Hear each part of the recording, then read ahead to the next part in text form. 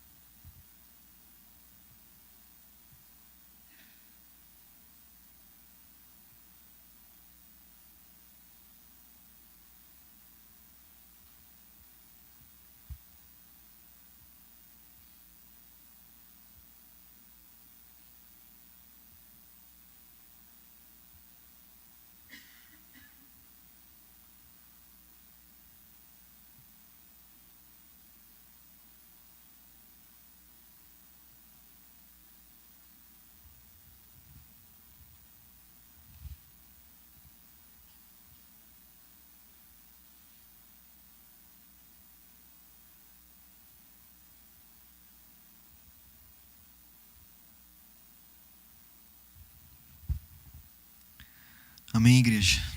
Amém, glória a Deus. Eu me peguei bastante desafiado por isso, Muitas vezes a gente vive na correria, não para, e talvez você não teve esse tempo durante a sua semana, mas seja intencional também na sua devocional, se encher da palavra de Deus assim. Além de ser um exercício físico de você conseguir ficar parado no mesmo lugar, também é um exercício de mente, Que Paulo fala pra gente de renovação da nossa mente, do nosso culto racional. Amém? O que eu queria falar com vocês hoje é sobre uma vida coerente. Quando estava preparando essa mensagem, na verdade quem deu o nome da mensagem foi o Arno, e tal, a gente estava conversando e tal, dele, uma vida coerente, fé e obras, aquilo que nós cremos, aquilo que nós fazemos tem que estar alinhadinho. Então, o que eu quero meditar um pouco com vocês é isso hoje. Eu já peço para a igreja abrir, a Bíblia na carta a Tito, carta pastoral do apóstolo Paulo para Tito. A gente vai meditar em alguns versículos ali. Pode ir abrindo. Mas antes eu queria dar uma introdução, porque se nós pegarmos ali já o início da Bíblia, Gênesis 1, a gente já consegue ver, que o nosso Deus, Ele fala e Ele faz, Haja separação entre os céus e a terra. Ouve isso. Façamos, o homem, a nossa imagem, a semelhança. O homem foi feito. Então, para Deus, falar é agir. A gente vê o Natan, não sei se quem sabe, mas o Natan tem uma música própria, acredito que talvez, não sei se é a única, Salmos 4. O Natan criou aquela música. Então um cantor, ele cria cantando, o nosso Deus cria falando. Então falar para Deus é agir. O falar e a atitude de Deus andam alinhadinho. E Ele sendo o nosso exemplo, a gente também tem que caminhar em cima disso. A nossa fé, a nossa obra, o nosso discurso e a nossa ação tem que dar alinhadinho, amém? Paulo, ele começa aqui no prefácio já, no 1:2, Tito 1:2, ele fala bem assim, escrevo na esperança da vida eterna, que o Deus que não pode mentir, prometeu antes dos tempos eternos. Então Paulo aqui, quando ele inicia essa carta, ele não está preocupado a escrever para Tito para provar Deus. Ele já está escrevendo em cima de uma promessa, em cima de uma verdade. Então ele leva em conta o histórico de Deus, que Deus ele fala e ele faz, Deus ele não pode mentir, né? Então ele está escrevendo acima disso. Da mesma maneira que a Bíblia começa, né? Deus criando todas as coisas ali, a Bíblia não está preocupada em, peraí, deixa eu explicar para quem não acredita. Não, a Bíblia é um livro de fé. Ela já começa assim, ela parte de um ponto, né? Criou Deus, os céus e a terra. Ela começa assim. Não teve uma explicação antes, e vamos provar aqui, daí, beleza, agora a gente pode começar. Ela já começa, porque a Bíblia não é um livro de história, né? Um livro de ciência, a Bíblia é um livro de fé. Nós olhamos para ela aqui, lemos, não, eu tenho fé nisso aqui, eu tenho fé que é verdade, eu tenho fé que isso é verdade, amém? Então, Paulo não está preocupado assim com o que Tito às vezes vai pensar, ele já escreve em cima de uma verdade. O nosso Deus não mente, para Deus falar é agir, se Ele prometeu, Ele vai fazer. Então eu escrevo na esperança, você viu que existe fé aqui, ó? Eu escrevo na esperança da vida eterna. Então existe uma verdade. Amém? Deus ele não separa essas duas coisas, né? Para Deus falar é agir. Não falar é uma coisa, agir é outra. Para Deus ele não separa isso, eles são igualmente iguais. Amém? E ele continua aqui, né? Falando, escrevendo, dando alguns deveres e tal.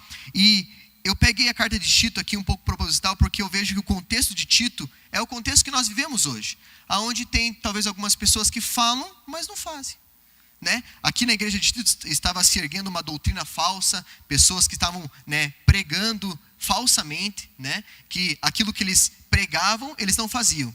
E o contexto hoje que nós vivemos, às vezes, é um pouco isso. Né?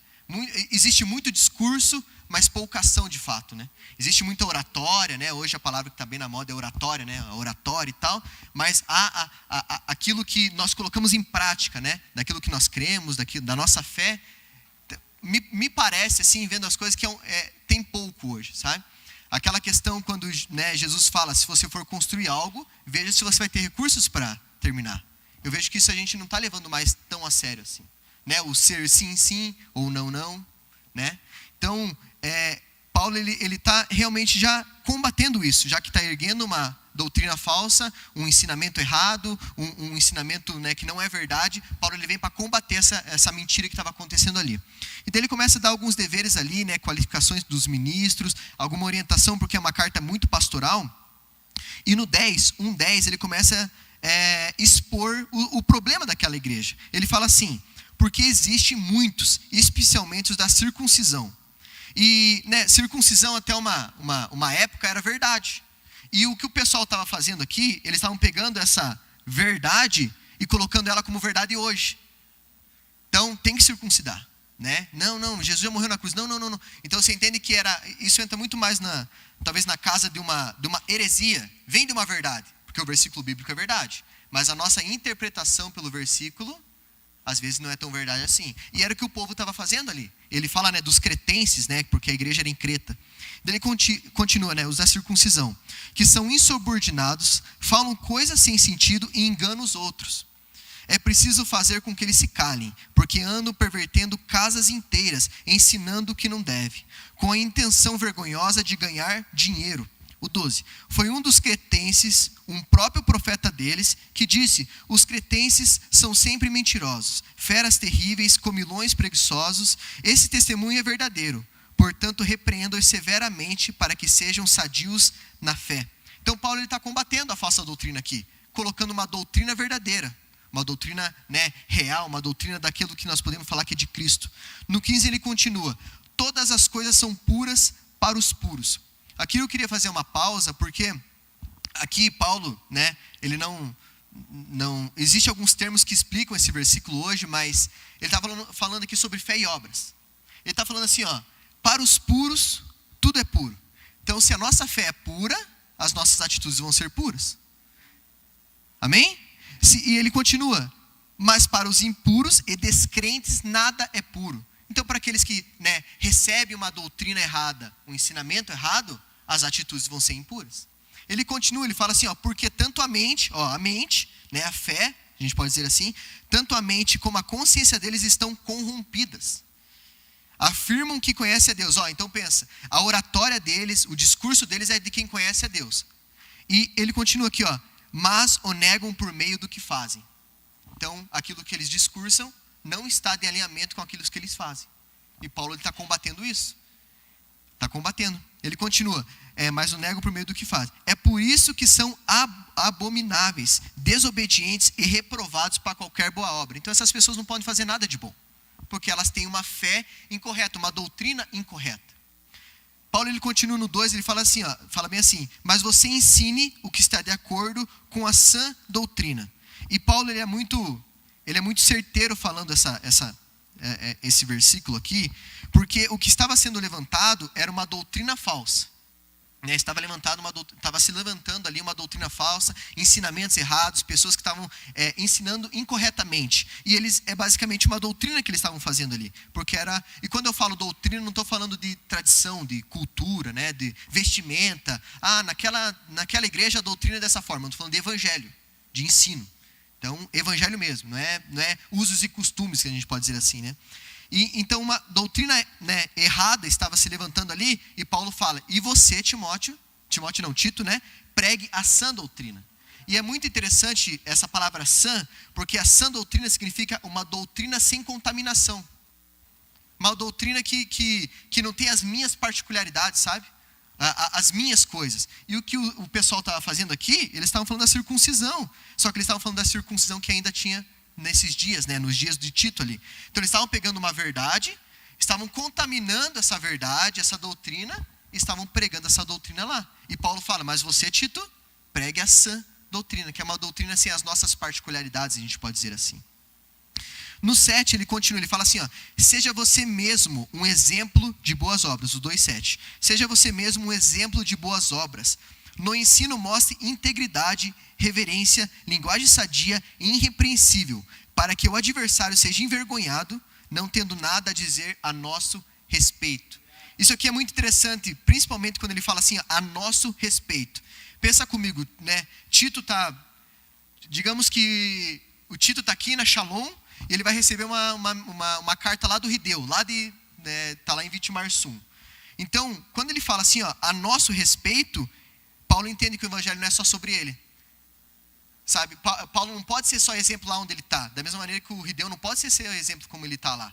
E Tito tem que ser exemplo aqui também. Então o evangelho é a respeito de todos nós. Então não é só dentro da igreja, ou só lá em Vitimarsum, ou só em Creta, ou só Paulo, ou só Tito. O evangelho é sobre todos nós. Então é todos nós que temos que ter uma vida alinhada com a nossa fé e com a nossa obra. Amém?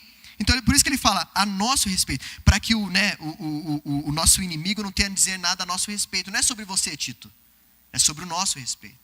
E eu entendo dessa forma, assim, principalmente, né, quando eu piso para fora da igreja, eu entendo que eu estou carregando a minha camiseta, o nome da minha camiseta é Shalom. Eu sei, né, que eu preciso ser exemplo, né, eu represento essa casa também. Entende? Então, se talvez eu envergonhar a casa, eu vou estar envergonhando a igreja, envergonhando vocês, porque o evangelho é sobre nós. O evangelho não é individual, não é só teu, não é só meu, não é só de Paulo. O evangelho é sobre todos nós. Amém?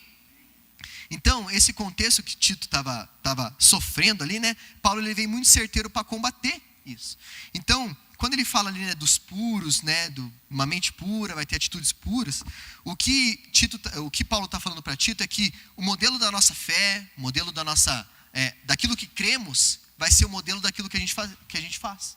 Sabe, eu até coloquei um exemplo aqui, que se eu creio que Deus é só ira, eu vou me relacionar com Ele apenas por medo. Se eu crer que Deus é só amor, eu nunca vou conseguir renunciar a nada, nem para vocês e nem por Deus, porque o amor fala muito de renúncia, né? Que nem, né, a Carol renuncia todo dia, né? Eu sei que é meio difícil viver comigo e tal, sou meio chatinho às vezes, mas é renúncia, né? Aquilo que ela foi criada, né? A forma que ela foi criada, às vezes bate de frente com a forma que eu fui criado. Mas por amor a gente prefere deixar nossas diferenças de lado e caminhar junto. O evangelho também é sobre o outro. Então é o que o Paulo está falando. Então, você viu que como crer em Deus corretamente vai gerar atitudes corretas? A nossa fé, a nossa obra precisam estar alinhadinha. E Paulo fala, né, sobre essa doutrina, né, e eu falo que a doutrina é o próprio evangelho. E quando eu falo, né, sobre o nosso discurso e sobre a nossa ação, a chave para que o nosso discurso e a nossa ação seja, né, alinhadinhos, sejam coerentes uma da outra, nós precisamos ter uma fé correta. Uma fé correta. Então nós temos que crer em Deus corretamente. Sabe, existe 2 termos aqui Paulo não estava falando sobre isso, mas existem dois termos que falam bastante sobre, né, fé correta e atitudes corretas. O primeiro termo é ortodoxia. Ortodoxia não é do cristianismo, digamos assim, né? Ele é bem geral, ele fala das religiões. Mas o termo ortodoxia, o orto, né, significa correto. E doxia vem da palavra doxa, que significa, né, fé. Então, ortodoxia é uma fé correta. E também tem um outro termo que significa, que o nome do termo é ortopraxia. Orto é correto e praxia vem da palavra prax, que significa atitudes.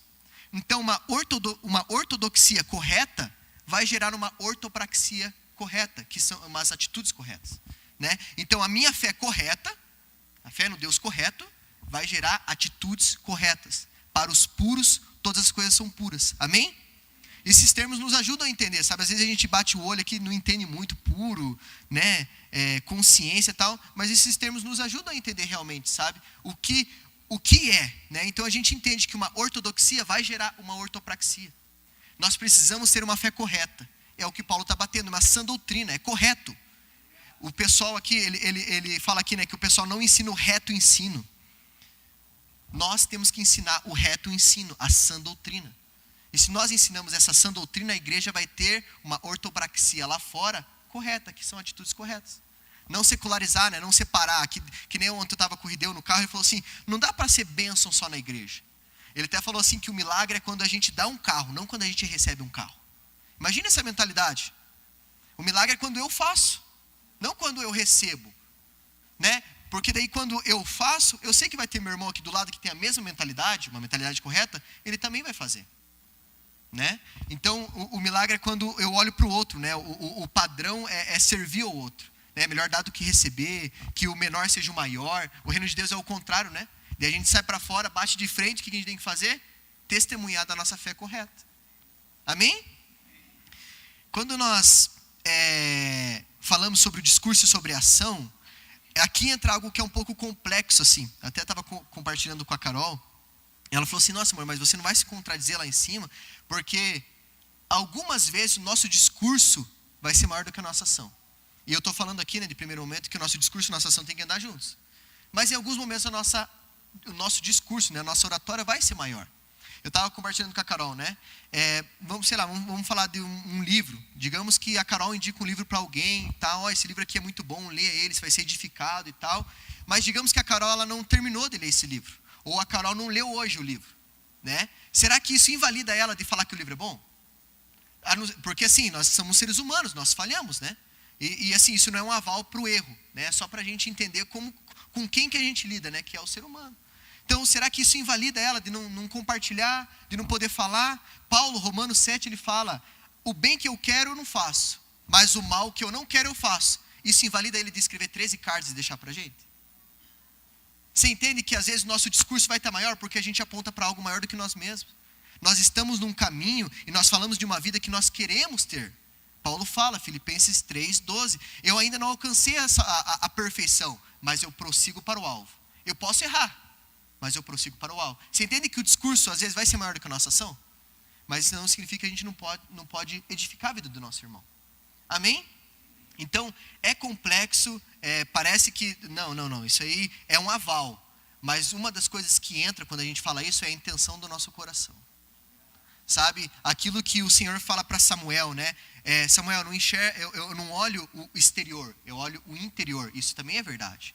Às vezes, né, a gente pensa, antigamente, né, tinha que consumar para errar. Daí agora uma perspectiva do Novo Testamento, e mais específico uma perspectiva do Sermão do Monte, Mateus 5, 6 e 7, se você cobiçar no coração, você já errou.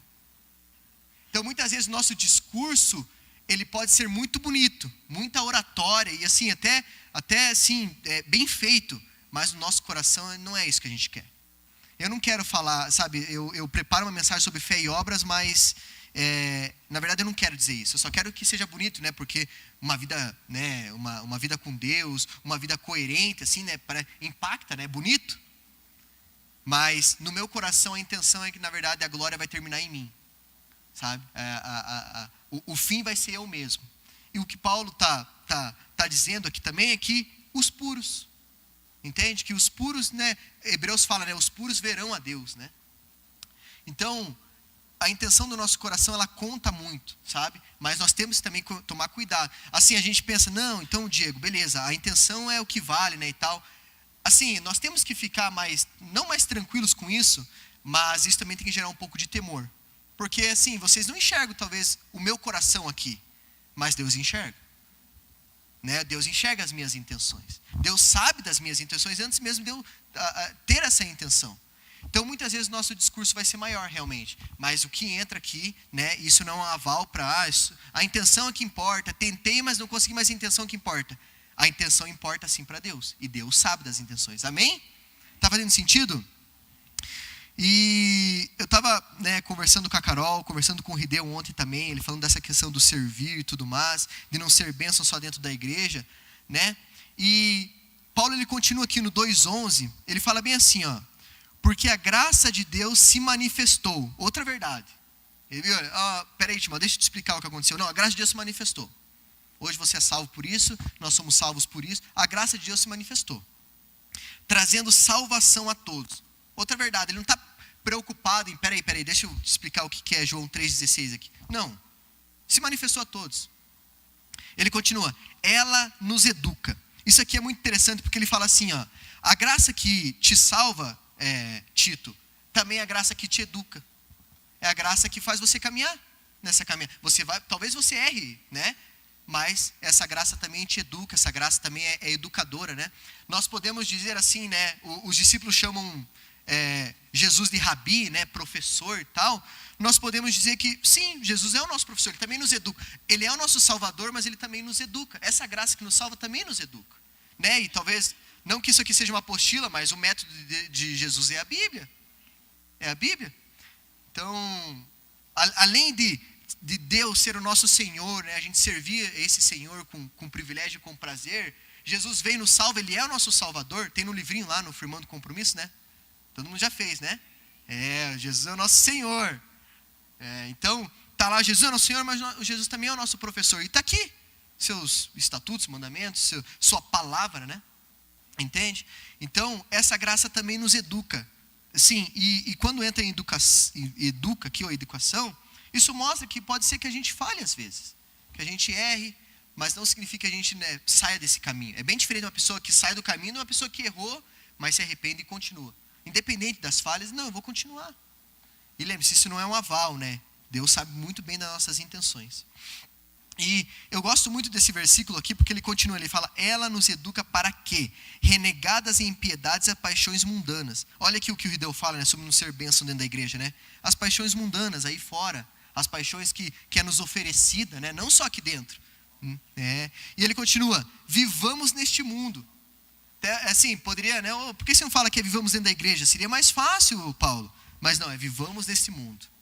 Ele continua, de forma sensata, justa e piedosa. É muito interessante, né? Paulo, ele dá muita instrução. Uma das últimas cartas dele, no final, ele fala de uma vida piedosa, uma vida com Deus, relacionamento com Deus. É muito interessante, ele vai e fala e recebeu revelação direto do Senhor, mas relacionamento com Deus, meus irmãos, isso muda a vida, né? As coisas partem do nosso relacionamento com Deus, amém? É simples, é complexo, mas se a igreja se mobilizar isso no relacionamento com Deus, o que nós seríamos, né? Porque o que, por exemplo, uma questão que a gente pode refletir, né? O que é a Shalom para o Boqueirão, né? Se a Shalom fechar agora, qual que é o impacto que vai ter na nossa vizinhança? Talvez se você sair da sua casa hoje, qual que é o impacto que vai ter para o teu vizinho do lado? Tem que pensar, né, se nós não somos do bairro ou para o bairro. Tem uma diferença enorme nisso. Se nós servimos o bairro, né? Então, se fechar, o que seria? Talvez da vida do Boqueirão, se a Shalom hoje fechasse. Ou fosse para outro lugar, que nem a gente foi, né, alguns anos, um ano, 2 anos atrás. Qual que é o impacto, né? Nós somos para o bairro ou nós somos apenas uma igreja no bairro, né? Existe uma diferença enorme. Isso faz a gente refletir, sabe? Então, qual seria o nosso impacto se nós, né, caminhássemos e levássemos a sério as coisas que nós aprendemos, né? Porque eu tava refletindo com a Carol, assim, eu percebo muita coisa, né? Tipo, eu não sei, eu estava tentando fazer as contas, quantos cultos eu já tenho na minha vida, né? sábado e domingo, assim, ó, frenético, há 7 anos, assim, né? No começo eu não vinha muito no culto domingo, né? Eu estava me convertendo, então eu não vinha muito, confesso, mas graças a Deus a Carol chegou e falou, você precisa ir no culto de domingo e tal. Então, né, tem alguns cultos aí, né, que eu já estou por aí, que eu escuto muitas mensagens, muitas coisas, e eu percebi que no dia mau mesmo, assim, no dia escuro, nublado, é que as coisas que a gente escuta na igreja faz sentido. Sabe, sobre perdoar, sobre amar o próximo, sobre ajudar o próximo, né? Eu gosto muito daquela parábola na verdade não pode falar bom samaritano, né? Porque daí parece que tem um mau samaritano, dizem que é preconceito, mas hoje em dia, né? Mas a parábola do samaritano é muito interessante, né? Que o pessoal ele passa de largo, vem o tal e passa de largo e tal, né? O judeu tá ali e passa de largo. Aí vem o samaritano, né? E antes de o samaritano ir lá, mecanicamente, às vezes a gente até pode dizer, salvar aquela pessoa que estava semi-morta, ele se aproximou. Isso é chave da nossa vida, sabe? Porque muitas vezes a gente vê o nosso irmão passando necessidade e a gente faz algo até mecânico às vezes. Não, peraí, é dinheiro? Então, né? Que nem na multiplicação dos pães, não tem pão. Não, então pega dinheiro aí do pessoal. Tipo, parece que o dinheiro sempre vai resolver os problemas, né? Não que o dinheiro não seja importante, mas antes mesmo dele ir lá, pegar aquele rapaz, colocar no cavalo, ir na hospedaria, pagar tudo que tem que pagar, ele se aproximou, ele se importou com a pessoa. O que falta hoje muito na nossa vida, às vezes, é se importar. Sabe, eu não quero te dar uma solução, eu quero apenas te escutar. Né? Eu lembro uma vez que a Carol chegava, né, com as questões do trabalho dela, eu falava, amor, não, mas faz isso que vai dar certo. Aí chegava no outro dia, ela falava, o mesmo problema. Amor, você fez o que eu falei? Não. Então é lógico que você vai ter os mesmos problemas. Você não falou o que você não fez o que eu deveria fazer? Dela, não, mas eu não quero que você me dê uma solução, eu quero que você me escute. Você entende que falta esse se aproximar da pessoa? É sentar realmente, não, estou aqui para te escutar. Estou aqui para estar com você. Né? Tanto na tristeza quanto na alegria, né? Compartilhar também os momentos bons. Então eu olho para essa parábola assim, eu vejo, nossa, a grande chave, né, é ir lá e salvar, né? Mas o se aproximar também é importante, né? Estar junto com a pessoa também é importante. Amém? E não sei, na verdade não teve o tema do retiro, né? 2 Coríntios, né, vai ser manifesto, né? E é 2 Coríntios 3, o 2 e o 3. E eu queria ler com você. 2 Coríntios 3, 2. Sabe, no retiro de carnaval, a gente vai trabalhar bastante isso com o jovem, sabe? Existe uma pesquisa que, né, a gente que trabalha com jovem tem que saber dessas coisas, né? Então, existe uma pesquisa que 69%, a gente pode falar 70%, né? 70% dos jovens, eles abandonam a igreja ou a fé, né? A igreja ou a fé, na idade de 18 a 22 anos. Daí você pode perguntar, mas por que isso acontece, né? E coincidentemente é a idade que ele entra na faculdade, ou ele está terminando o primeiro semestre e tal, na faculdade, dos 18 anos. Então ele abandona pelo menos um ano, 70% dos jovens. Daí a gente começa a estudar sobre o jovem, ver como ele funciona assim. Muitas vezes a gente vê que o jovem não é preparado, porque a mensagem, e até o jovem escutou, né, se afaste do mundo. Essa é uma mensagem que, de fato, o jovem escutou e se afastou, mas daí quando pega o impacto e cai numa faculdade, não sabe lidar, não sabe o que fazer, não tem base bíblica. Chega, né, faculdade tem essas coisas, chega um ateu e fala mais de Bíblia do que o próprio cristão, né? Então, é relacionada à falta de base bíblica essa pesquisa. Não tem base bíblica. Não sabe dizer, que nem eu, né? Quando me converti, não sabia quem era Deus, quem era Jesus. Não sabia. Eu realmente não fui ensinado, né? Não vivi o contexto de igreja. Eu lembro uma vez que um amigo meu no colégio falou assim, o primeiro livro da Bíblia é Gênesis. Eu falei, mas o que é Gênesis? Tipo, não sabia. Então, hoje eu estudo isso, né? Para você ver como Deus como Deus é, né? Então, hoje eu estudo isso, né? Vou muito mais a fundo às vezes do que só o que está escrito, mas não sabia. Então, assim, muitas vezes o jovem, ele não sabe. O se afastar mesmo é literalmente se afastar. Ele fica, ele cresce, e quando ele cai assim numa faculdade, ele não sabe o que fazer. Então, o nosso retiro vai partir bastante em cima disso. A tua fé precisa se manifestar nas suas obras, não só aqui dentro da igreja também. E é mais fácil, né? Mas lá fora também. E para você discursar e para você manifestar, como esse versículo fala, você precisa ter uma fé correta. Uma fé sólida, né? Passar pelas crises. Amém? Então, muitas vezes o jovem não sabe lidar. Não, sabe? Que nem, por exemplo, assim, a gente... É os dilemas que a gente se pega. A gente não pode, muitas vezes, falar para o jovem que vai ter uma festa no sábado, junto com a igreja, né? O jovem não vem. Porque ele acha que é folga, mas ele ainda não entendeu. Daí, às vezes, né, um pensamento extremista, não teve encontro com Deus ainda. Não, ele ainda não entendeu, meu amigo. Tipo, ele está sendo discipulado, então não está discipulando certo. Não, ele ainda não entendeu. E você viu como é uma constante construção, realmente. É o que nem Paulo fala, nós estamos numa caminhada. Paulo, ele termina o ministério falando que, terminei a corrida. Literalmente, né? Está mais uma caminhada, né? Porque, né, a gente, né, de fé em glória, tudo, mas é uma caminhada que nós estamos. Eu gosto muito do livro Peregrino. Ele fala bem assim, né? Fala não, né? O livro vou dar um pouco, não sei se você já leu, mas é um pouco de spoiler, mas é um homem que ele sai de uma cidade onde vai ser destruída para chegar na cidade celestial, né? O livro Peregrino, ele vai peregrinando. E dentro do livro, da caminhada dele, tem muitas coisas que acontecem. E tem uma questão que acontece que ele recebe, eu não sei se é um pergaminho e tal, mas ele recebe algo que ele vai ter que usar na próxima cidade que ele vai entrar. E ele dorme, né? Então ele erra e ele perde esse pergaminho. Então quando ele chega na próxima cidade, ele não tem mais, né, aquilo que precisa para passar, digamos assim, por aquela cidade. Então assim, nós podemos ver que é um erro, ele errou. Né? Ele dormiu, não poderia dormir, ele errou realmente, sabe? E o caminho ficou muito mais longo. Você entende que nessa caminhada nós podemos sim, né? Não podemos, mas nós vamos errar. Nós vamos, sabe? E realmente estar nessa caminhada que nos dá segurança. Você entende que Deus nos salvou e agora a gente vai começar o processo. Né? A gente é renovação literalmente, sabe? A gente renovar a nossa mente de glória em glória, de fé em fé.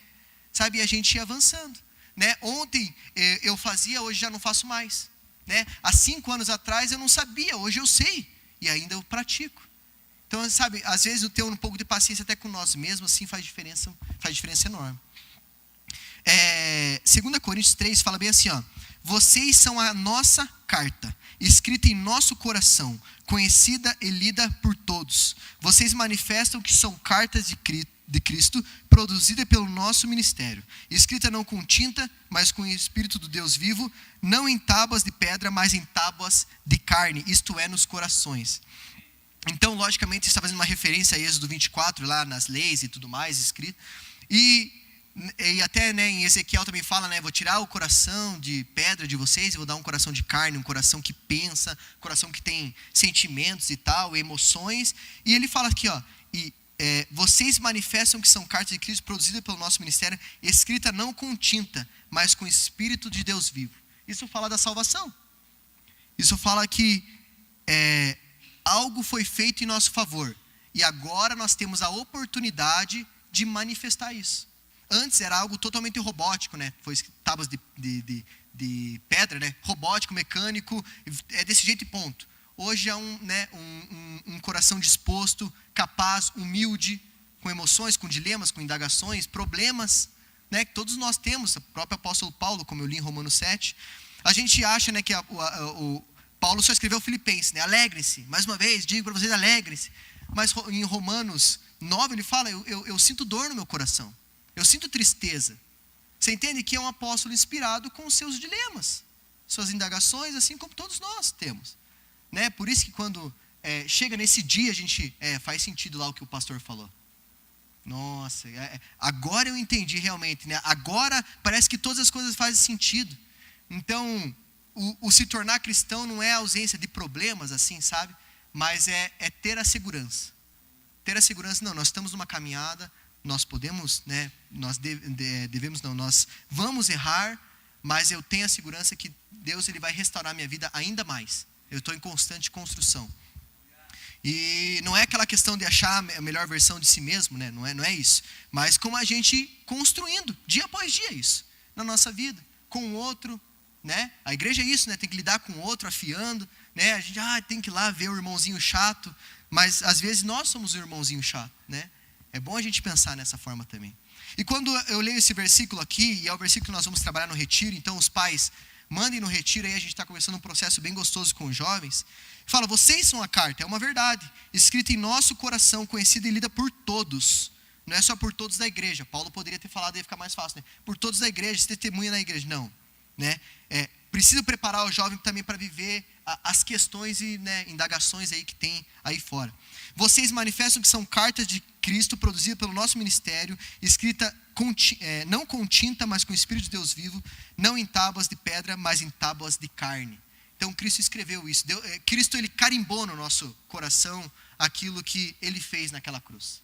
E hoje nós temos a oportunidade de ter um coração disposto a realmente, não, então eu vou ir nessa caminhada, eu vou ser fiel a essa caminhada. Amém? O louvor pode subir aqui.